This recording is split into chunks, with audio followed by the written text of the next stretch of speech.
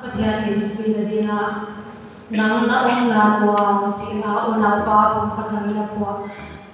hon sanin kahi a yairahi kalina ason ma maya ka testimony khatle ahi a to pa to om hi wheelchair to ma len wang ki sa hi koi pe wa ma hi mai se kin no te to pa to om wa na sa ka gita a asa he asautten pathian tu pina dina zalen takina sahole uthwai ka sa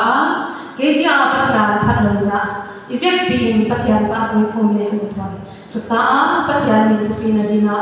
nang na nanwa nang to tonin paile nang na nanwa mun hien pe nang to om no gi chi pathian tu pina dina ka hom sri